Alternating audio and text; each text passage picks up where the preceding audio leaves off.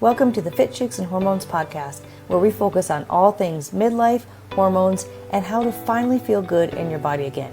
I'm Angie, a fellow midlife survivor and a coach, here to help you stop guessing and finally get results with hormone smart habits that actually work. Let's get started.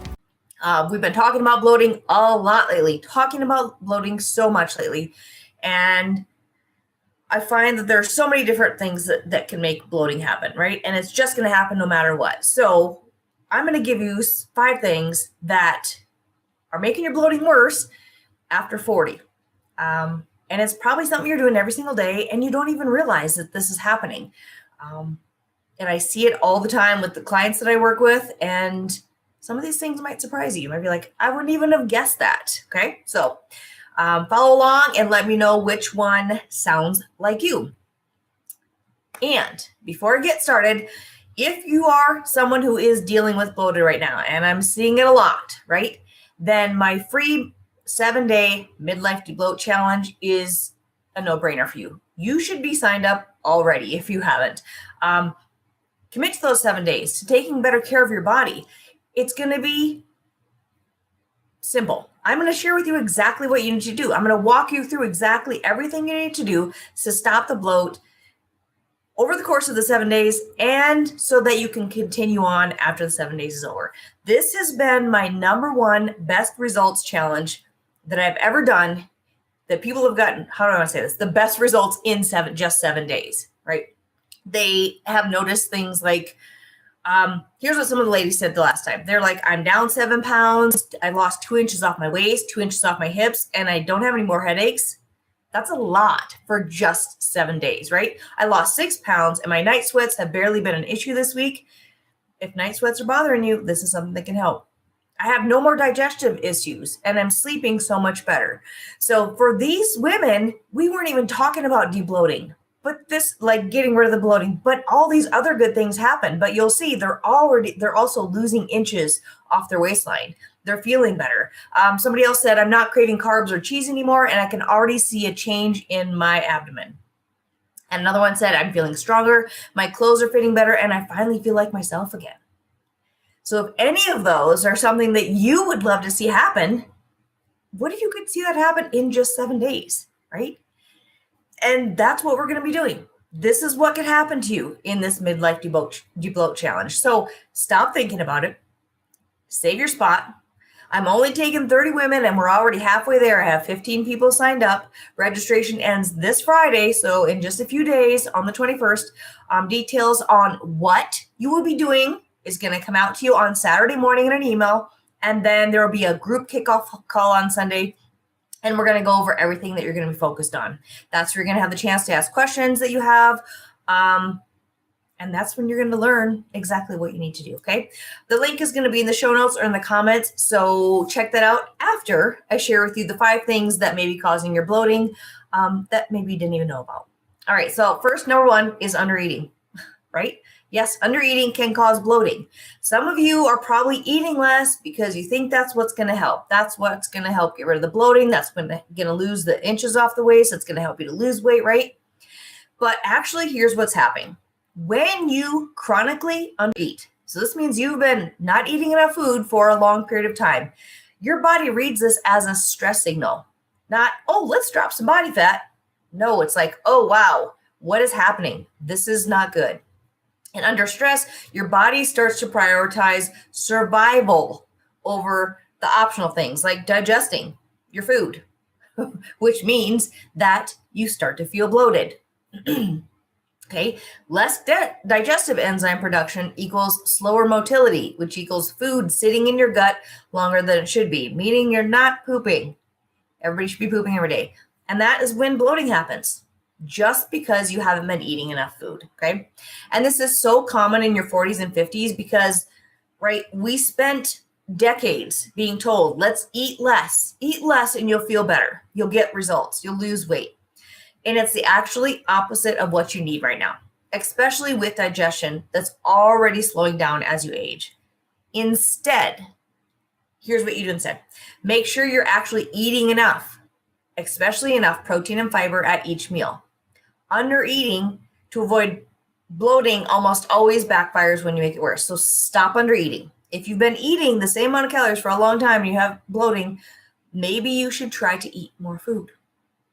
I know you're like, but I don't feel good eating more food because I'm bloated. And I get that. But sometimes eating more food is going to help your body digest better, help you poop, and then you'll feel better, right? And here's the thing. If you're like, I don't even know what that looks like, how do I know how much to eat? I'm going to share with you exactly what and how much to eat in the Debloat Challenge, all without having to track. You're not going to have to track anything, okay?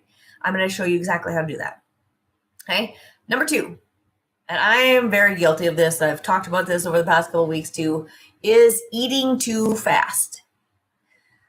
We are always on the go. Us women, we are running around. We are doing all the things. We barely have time to sit down and eat our food, right? Because we're multitasking. We're trying to talk to kids or make foods or whatever. We're doing all the things, and we're not sitting down to eat our food. But here's what happens when you chew. This is what you want to have happen when you chew. Your digestion actually starts in your mouth. So chewing your food thoroughly breaks down and signals your body to start producing stomach acid and digestive enzymes.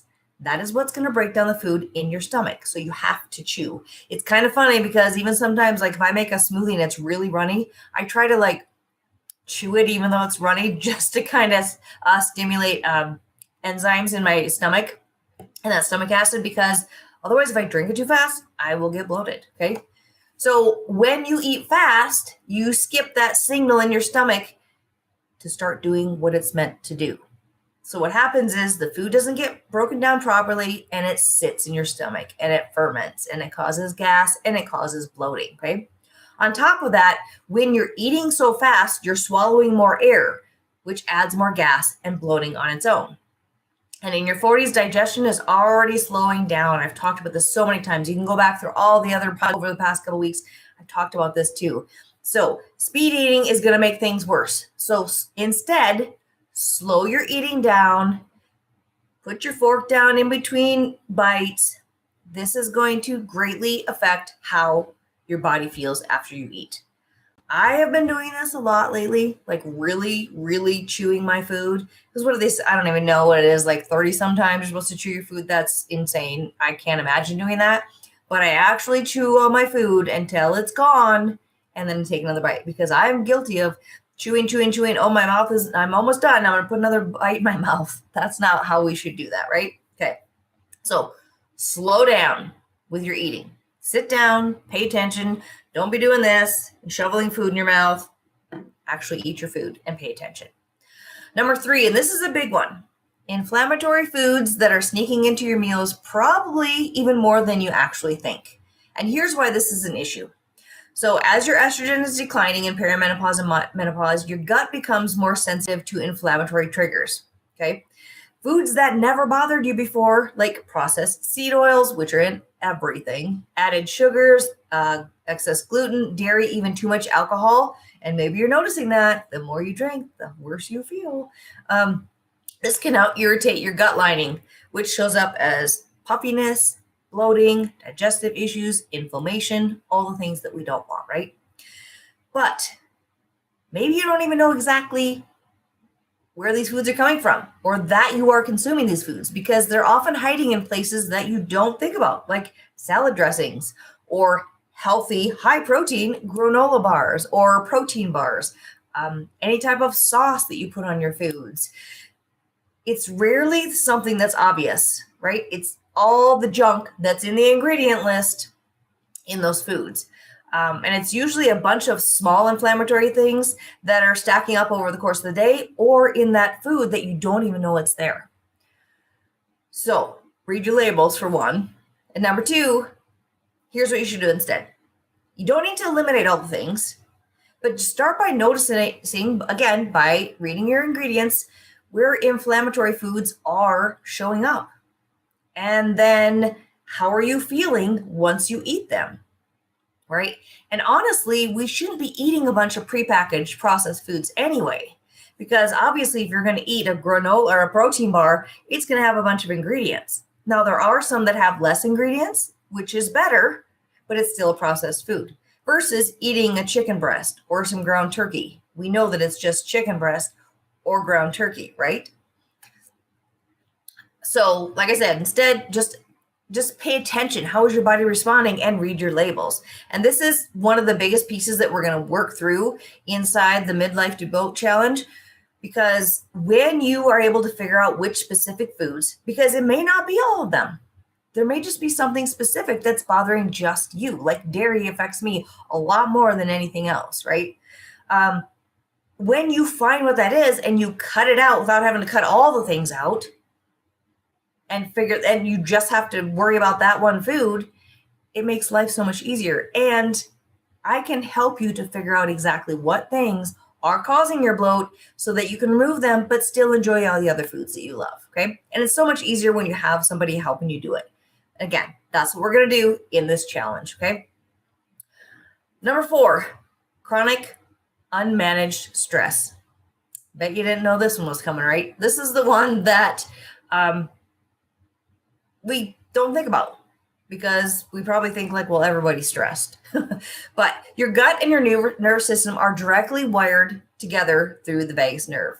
When you're in a chronic stress state, so you are in stress, you're feeling stress, being stressed, doing stress all the time, your body redirects blood flow and energy away from digestion toward dealing with that threat. Even when the threat is just checking off your to-do list. Okay, you may not feel the stress, but if your body is recognizing it as stress, then yes, it's going to react, right? So what happens is slower digestion, more bloating, and often more cravings for the exact processed inflammatory foods that we just talked about. Because stress, we all know, drives you to want to eat the quick, high sugar, easy carbs. We do not ever crave protein, right? So when you're stressed out, your body craves the junk, the foods that are causing more bloating. So not only is the stress making your body not process the food, but you're adding more inflammatory foods, which affect your gut health and affect your digestion, causing more bloating in the end. So instead, I'm not saying you have to go meditate for an hour, but even just taking 30 seconds to 1 minute of deep breathing before you eat a meal can shift your nervous system out of a stress state and into one that it will properly digest. Just stop and breathe before you shovel in the food. Okay? So just something to think about. Give it a try. Another thing that we're going to do as part of this challenge is after you eat, go for a quick 10-minute walk. Simple, easy. It's going to help with stress. It's going to help with digestion, all the things. Okay? Number 5, and this one probably sounds like it doesn't make sense or it's too simple, but it really does. And that's not drinking enough water. Okay. When you're dehydrated, your body actually holds onto water. It does have inner protective response, which shows up as puffiness and bloating. Okay. So dehydration also slows digestion and makes constipated related bloating worse. So you don't drink enough water, you're not going to poop. Your body and your gut needs adequate water to keep things moving freely. We need to be pooping, ladies. You need to be pooping. And a lot of women that I talk to are drinking far less than they think they are, especially if they're drinking a lot of caffeine or coffee, because those things are dehydrating. So you have to make sure that for every cup of coffee, you need to drink another 8 ounces of water. And people sometimes ask me, can my coffee count as my water? No, it dehydrates you. It makes things worse, okay? So if you're experiencing bloating and you're constipated, you need to stop. You need to make sure you're drinking water before you drink any coffee, okay? Or you're making up that water, or yes, making up the water from the coffee. And one quick tip here, and I haven't shared this in a while, but while I do want you drinking more water, I do not want you to drink water or any type of liquid right before you eat a meal, okay? It actually flushes out the digestive juices in your stomach, making it harder for your body to break down food. So imagine we have those little digestive juices that are sitting in our stomach, just waiting for that food to come down to process it out, to make it easier to digest. But if you're drinking water, you're just flushing it right out. So that's keeping you from breaking down those foods, right? So you can take small sips. small sips of water before, maybe some small sips while you're eating, but try to limit big drinks or drinking a bunch of water till about 10 minutes after you finish your meal. I guarantee that if you do that, your body's going to not get bloated after you eat, okay? And on top of that, make sure you're consistently drinking water throughout the day. Not just like, oh my gosh, I haven't drank any water all day. I need to drink 80 ounces right now at the end of the day. For one, you're going to be up peeing all night. And for two, you're probably going to feel bloated because it's so much water, your body can't even absorb it and utilize it, right?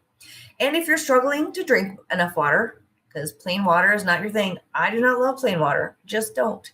Add electrolytes or lemon. Lemon is so good for stimulating digestion. So squeeze some lemon in that water. Whatever gets you to drink more. All right, that's it. There you go. 5 things that you may not know were causing your bloating. Did you recognize some of these things in your day-to-day? Was this helpful? If so, tag a friend in this and share with a friend. Reach out to me on Instagram or Facebook and share what things you plan to try, right? Or if you tried these things and they're still not working, this is when you're going to jump in and join my free 7-day midlife debloat challenge, because then I can talk with you and help you to figure out what it is, right? We start on Monday, the 24th. Registration ends this Friday. You have nothing to lose, ladies. Nothing to lose but bloat and some inches off your waistline. And if that's what you're looking for, I would love to see you there.